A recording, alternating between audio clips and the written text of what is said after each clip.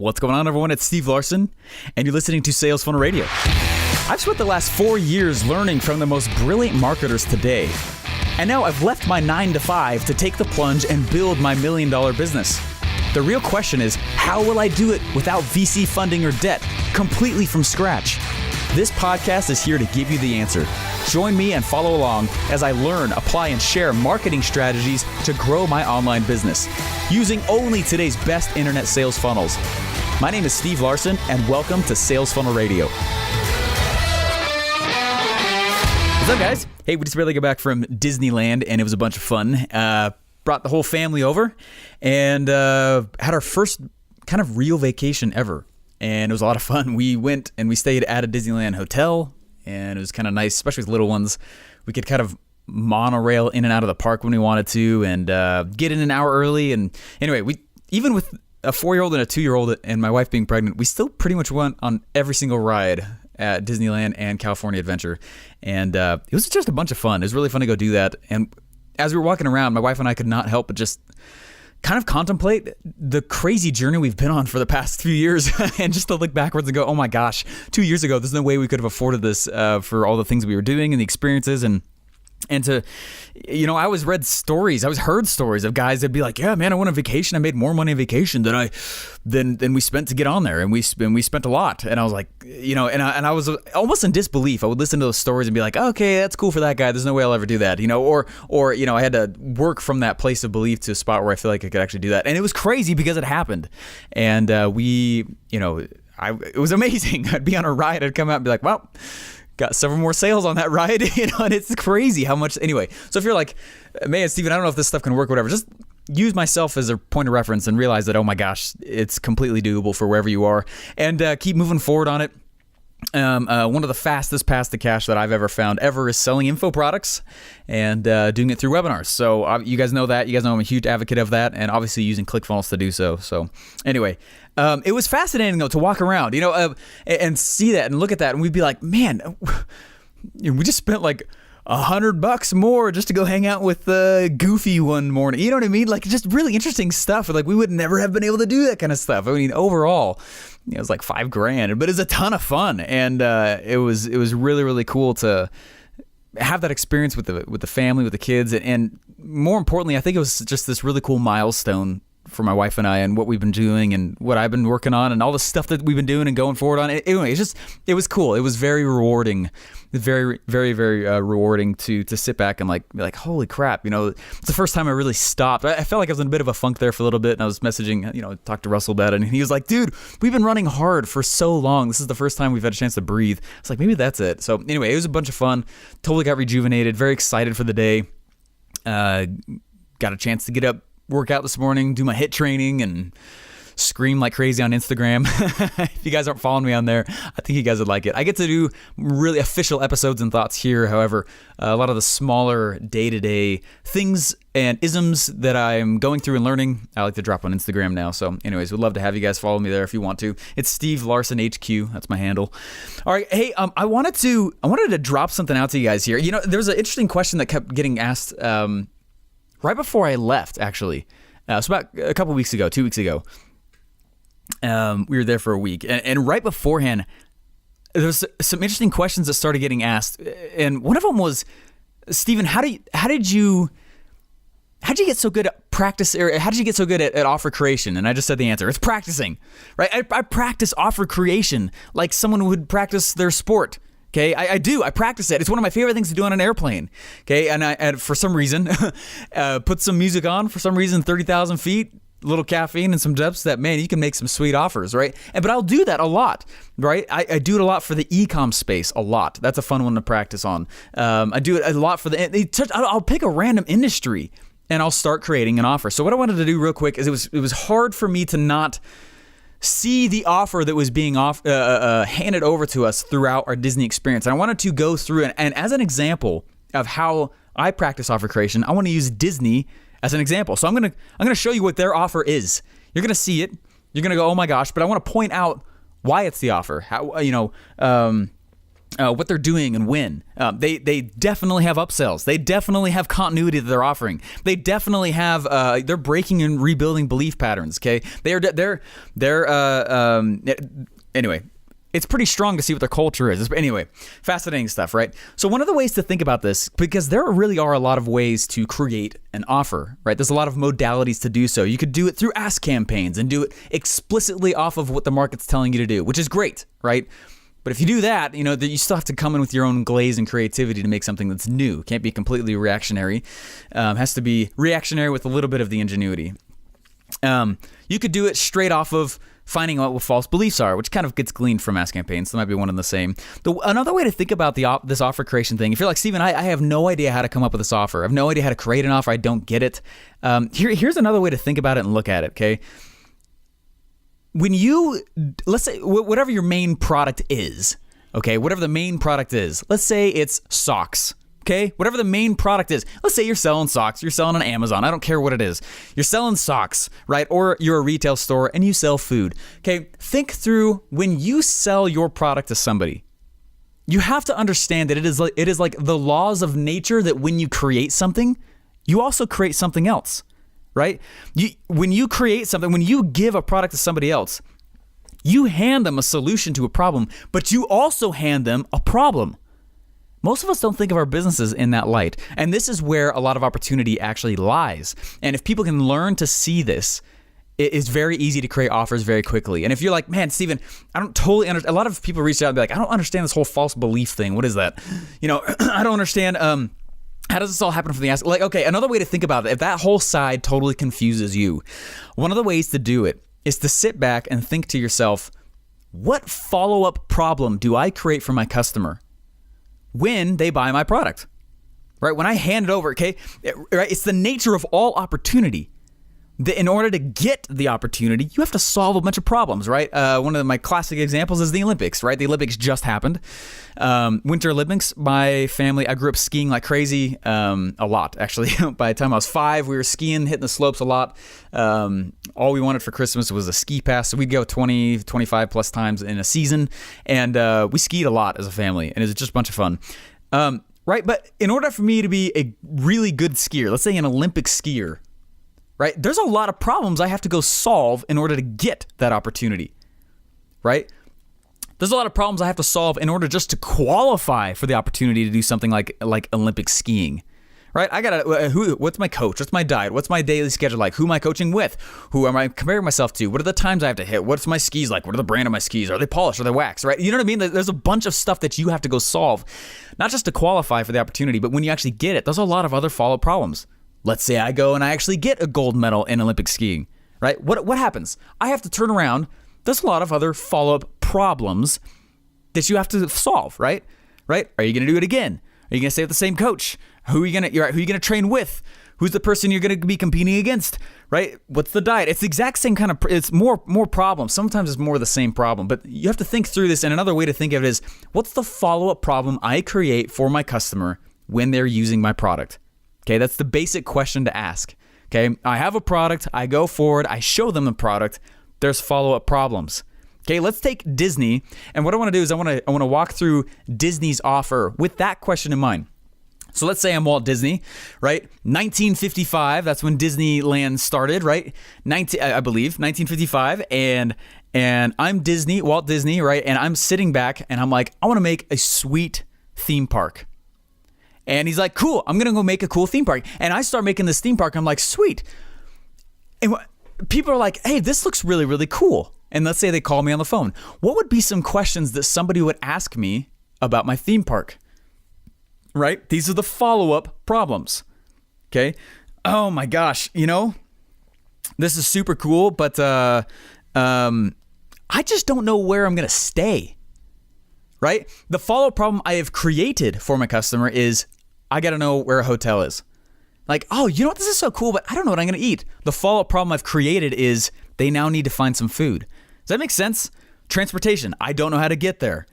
Right? Does that make sense? This is one way to think about that. And so a byproduct of Disneyland, right? Disneyland, the theme park, the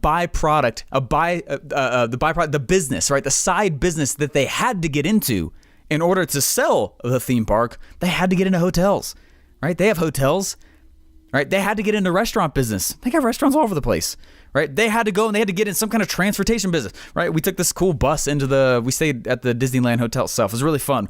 And we, does that make sense? When you hand your product to somebody else, you solve problems, but you also create problems, okay? And when you are a smart marketer who can foresee the problems that you will be creating for them, and then you solve those problems, my friends, that is one of the keys to creating an amazing offer. Okay, think of ClickFunnels, for example, right? You guys all know I'm a forever diehard ClickFunnels fan, right? Russell Brunson comes out. He's like, we're going to make this thing called ClickFunnels, or he and Todd, and they go and they put the whole thing together. What's the follow-up problem he created for us, right? What is it? Crap. This tech stuff is like figured out now. I actually have to know how to freaking market now, right? Right? Russell's like, don't worry about it. We got a buttload of info products that's going to teach you how to do the exact same thing. Does that make sense? Crap, I don't know what to write. Don't worry about it. We created funnel scripts. Does that make sense? Whatever product you've got, there's a follow-up problem, lots of them, that you created for your customer. And if you can just go solve like the major ones that you can foresee and bundle it with the original product, man, it's like so easy to destroy your competition because they're not thinking that. Most people are not thinking that. Instead, they just have their product and like, this product's the best. The product's the best. Best. I was like, okay, cool. Like I remember when I was doing a traffic driver for Paul Mitchell, right, in college. It was one of the Paul Mitchell schools, and we ended up chatting with and working with 8 other Paul Mitchells down in California. And anyway, it's a bunch of fun. Well, we were driving traffic to him, but the follow-up problem that we created for our customer, Paul Mitchell schools, that we didn't realize we would have, right? The follow-up problem that we created was, oh my gosh, I don't know if their website's good. We were just driving it to a flat website. We didn't know any different at the time. It was like 5 years ago. And we were driving traffic directly to their website. And then they're like, sweet, we're getting lots of traffic, but why isn't it converting? And I was like, crap. And I had to go learn what makes websites convert. And then I was like, crap, they don't. I got to make funnels, right? And I had to get into the business of the follow-up problem. And I had to go get into, and that literally is, guys, that's actually what put me into funnels. That's what got me started in funnels. Working for Paul Mitchell, realizing we were driving lots of traffic and it was not converting. And I was like, crap, how do I make websites convert? And then websites weren't converting. And then I went through and I found what funnels were. And does that make sense? That's literally, I was trying to solve the follow-up problem. Some of you guys are too concerned with the actual product itself. Now, it's great to be concerned with the product. Like, obviously, be really, really concerned with it. It's got to be amazing. Obviously, it's got to, over-deliver. I'm a huge fan of, if you over-deliver in the present, it sets up your success in the future. That's one of my little isms, okay? Over-deliver, it's awesome. But if you can foresee the follow-up issue that you created, solve that problem, and then give it away, right? Or bundle it, right? When they buy the original product, oh my Lanta, you're in business. Does that make sense? So I was thinking through a lot of that's their core thing. You think about like one of the things that we always try and teach you, and I want you to get as well, is like you've got to understand like this core. You got to understand what the core of your business is, right? One of my favorite books is the book Rework. I love the book Rework. Go buy that book. Go read it. Very, very good. One of my favorites. Definitely a top 10. And in there it gives the example, right? Can you have a hot dog business without ketchup? Sure. Some people won't like it, but you could, right? Could you have a hot dog business without the bun? Technically. Could you have a hot dog business without the hot dog? No, right? Figure out what the core of the business is. That is the core of the business. Figure out, right? Disneyland, the theme park, is the core of the business, right? So let's think this through on a stack slide real fast, okay? This is a bit more of a technical episode. Hopefully that's cool with you guys. But let's think through right? The main item, the first thing on a stack slide is the main item. Theme park, right? That's the first thing that we're delivering. The second thing on the stack slide is what I call the anchor product. It's the thing it's what they really want. Like, they want to go to the theme park, but why? They want to go to the theme park because of the rides, right? They want to get on the rides. They want to go and they want to experience thrills, and you're selling an experience, right? That's what they're selling experiences. Pretty much all of us are. If you can start to sell experiences, it's a lot more lucrative. But anyways, so the theme parks, right? Theme parks, the anchor product is rides. That's the anchor of the product is rides. That's what they really, really want. That's the anchor, right? Then we think about vehicle.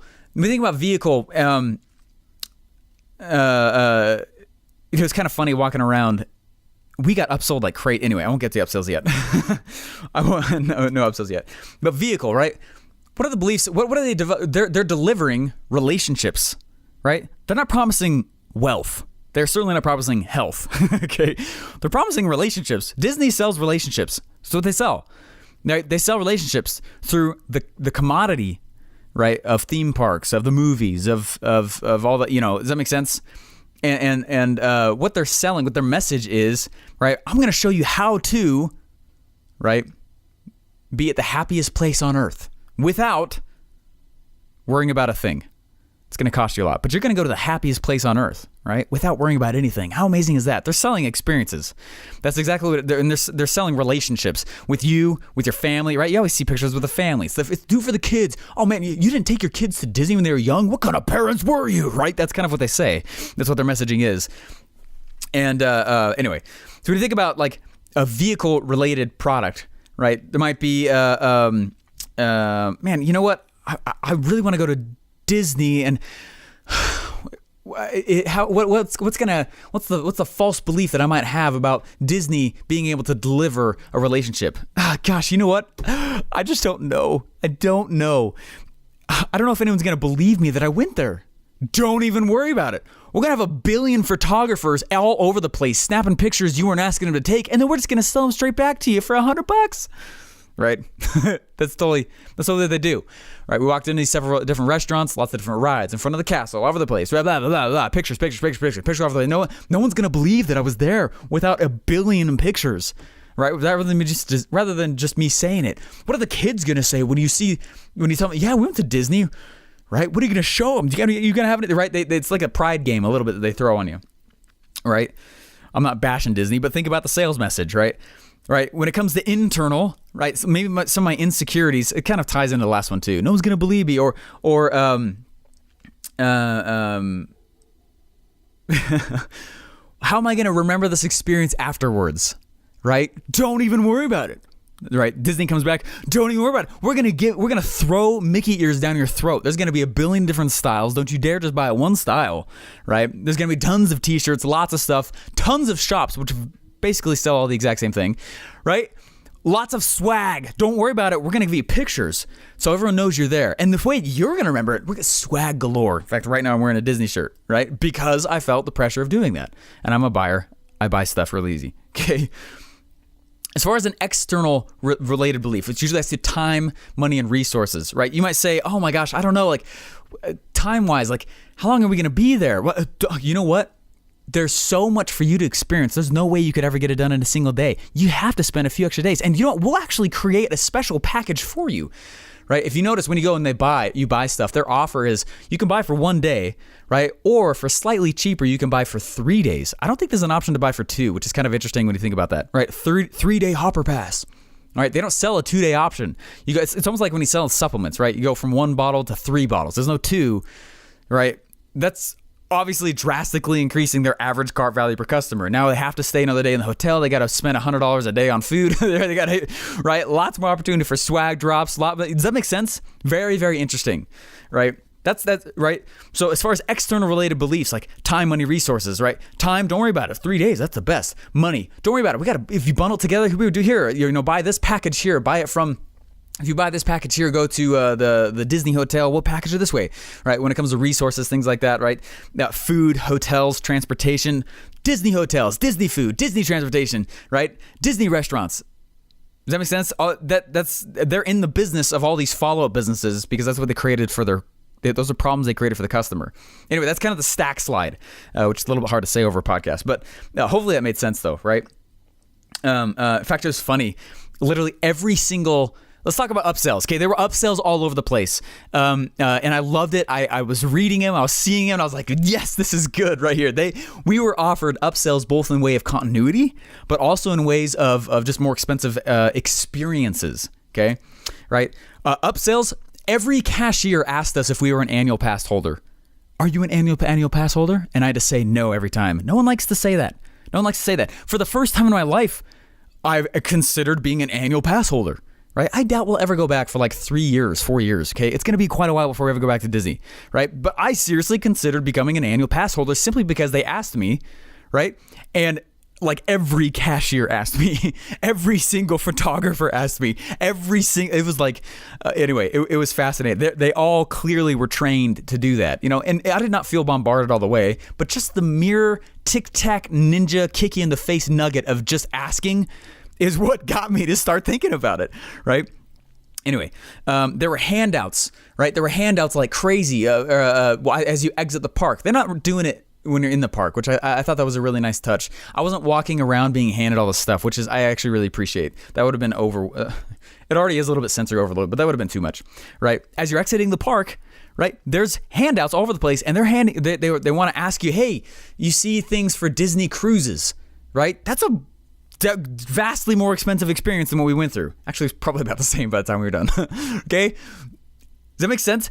There was upsells all over the place. The parade, guess what? They do a massive parade every single day, and fireworks show pretty much every single day. Why? I was listening carefully to the words in the parade.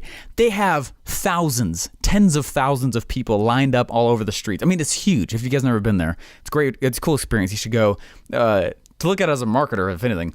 Because it was cool. They had thousands, tens of thousands of people lined up all over the place over I don't know how many miles of road. This parade went for quite some time, and it was big. It was a huge production. Guess what it was? It was a freaking sales letter. I was watching it and I was listening to all the words, and they're singing about how happy it is to be on a Disney cruise. No joke. They were singing about how cool it is. Oh my gosh, I found out that I got an annual pass. Seriously, right? They were singing about other stuff as well, but that was the lyrics of the songs, and it was a lot of times the exact same songs over and over and over and over and over, just on repeat. And they're dancing and going all over the place, and your favorite Disney characters are coming out. They're all dressed up, right? But they're singing. They definitely had shock and awe value. I mean, it was subtle, but it was there.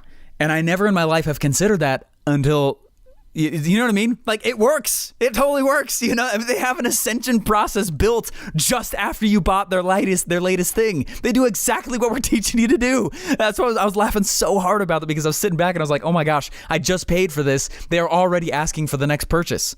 Right? Let alone spending several $100s a day on food sometimes, you know what I mean? Let alone all the other stuff that's going to go along with it, all the incidentals, the experiences. Of course, we got to get pictures with Mickey. Of course, we got to go to the restaurants. Of course, we got to get the swag and everything. Of course, we're going to do that, right? We want the experience. We want to be able to come back and tell about it. No one's going to believe the fact we were there without us having all this stuff. You know what I mean? And that's exactly, anyway, it was so funny. There were many in the rooms themselves. People are talking there, right? There's stuff over the place for Disney cruises. There's stuff for annual passes. When we checked in the hotel, people are asking, well, are you an annual pass holder? No. Okay. Right. And they don't offer it afterwards. That was interesting. I thought that was kind of cool. No one said, well, do you want to become one? Right. That was cool. That was clever, because that made me want to ask, well, how much is it? Which is the only question I wanted to get people to ask on the doors when I did door-to-door sales. As soon as I got them to ask the question, how much is it? That's a buying question. We just shifted from essentially the sales message to the stack section of the pitch. Okay? We're like, well, you get this, and you get this, and you get this, and it's only this much. But if you go there, it's only this much. What? Right? And they do a stack right there. Disney has a stack. Disney does a stack slide. Okay? Anyway. It was pretty interesting too. I noticed every single ride was an Epiphany Bridge script. Literally, what? Okay, when you're waiting, sometimes an hour in line, 2 hours, right, or whatever. When you're waiting in line, are the lines just normal? You know what I mean? Is it literally just a fence? No, they are themed out to the max. Right? You've got the whatever ride it is, whatever the theme park ride, right? Like Toy Story ride or whatever, right? There's Buzz Lightyear himself. He's talking to the people in the line, right? There's this, right? There's pre-frames galore, themed stuff all over the place. An opportunity for you to buy swag so you remember that exact ride. At the end of every single ride, the opportunity for an upsell for swag for that specific ride. Think about that. Very, very interesting. Very cool. Very clever. Okay. I imagine their average cart value goes way up because of that, right? They don't just have shops on like the main street there and then as you're exiting and entering the park. Literally after every ride is an opportunity for an upsell. Right. Anyway, very fascinating. Every ride was an Epiphany Bridge script. There's a pre-frame. There was especially even in the kid rides. Actually, not just in the kid rides, right?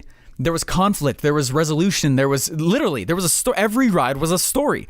Sometimes literally. And it would say, and they lived happily ever after. Or once upon a time, then the ride would start, right? Especially in the kid rides. But even on the roller coasters, when you're getting on, right, there was still some theme. There was still some story being told throughout it, right? Script being said or not, experienced. And anyway, very fascinating. By the way, how did we know that this whole thing existed? All right, Disney. We would not have gone. Let's just think about this for a second. Last thing I'll say. I know this is a long episode, okay? But let's just think about this for a second.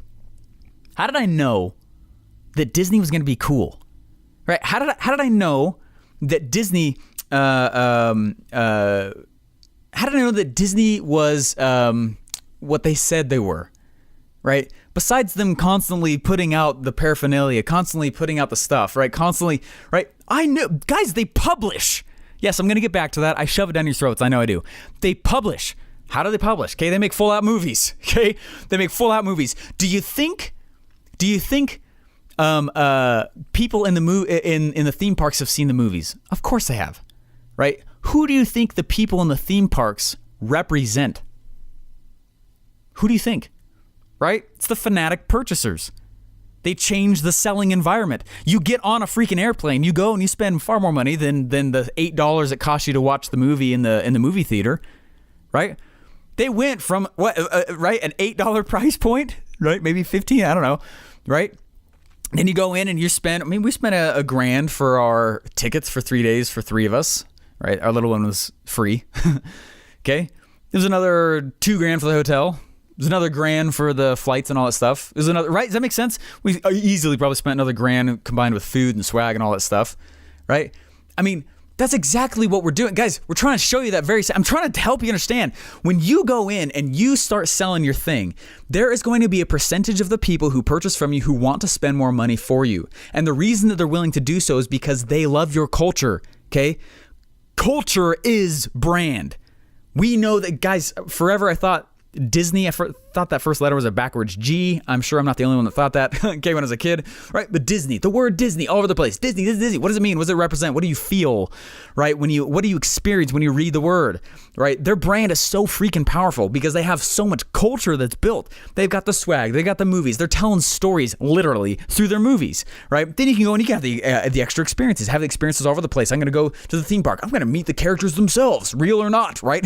I'm going to go over here and I'm going to find other ways to Disney. Can I go on a different cruise? Of course I could, but there's a Disney cruise. Can I go to a different theme park? Of course I could, but there's a Disney theme park, right? And then it just expanded. Guys, their business model and their value ladder is so freaking nailed down. Continuity programs were all over the place, right? Ways for them to purchase more. Annual pass holder. That's an annual continuity program, right?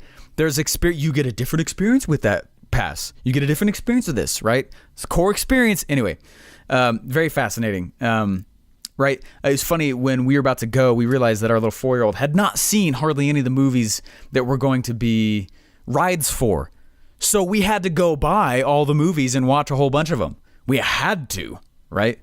That's exactly what I'm talking about, though, is that when the brand is that strong, right? When the culture is that strong, when the stories, right? With the story, there's Heroes 2 journey stories all over the place. That's all it is. I go, right? Their actual movies are all about that. I'm going to go leave. You think about their movies, right? The protagonist leaves their home. They go towards this main thing, but really there's this internal transformation, right? Cars example, Lightning McQueen, right? From Expert Secrets. That one's all over that, right? But each ride was that. Right? They're trying to give you the same experience. You're the protagonist. You leave your freaking home. You go over to Disney. You have this cool magical experience. It's actually what you had is this internal transformation. You're closer together with your family, or you're closer with yourself. Does that make sense? Anyway, it's all throughout it. And it was just buzzing my noggin all over the place. And it is so incredibly important to recognize that, okay? The biggest freaking brands on the planet, $1 billion industries, they're using exactly what we use also to sell $7 things, okay? Anyway, guys, hopefully that's helpful. If you want to know how to get good at offer creation, just practice it. I literally I figured out their offer, I figured out the storylines, I used all the frameworks that I typically use to coach somebody for Disney, right? And I'll go do that for, like I said, e-com. I'll do that for some retail thing. I'll do it for real estate. I'll do it for, it doesn't matter. It's the same, it's persuasion. This is persuasion 101. Marketing, okay? Marketing, not selling, marketing. And it's not something that's taught often. Anyways, guys, hey, thank you so much. Hopefully that was helpful to you, and I'll talk to you later. Boom. Thanks for listening. Hey, please remember to rate and subscribe. Hey, you want me to speak at your next event or mastermind? Let me know what I can share that would be most valuable by going to stevejlarsen.com and book my time now.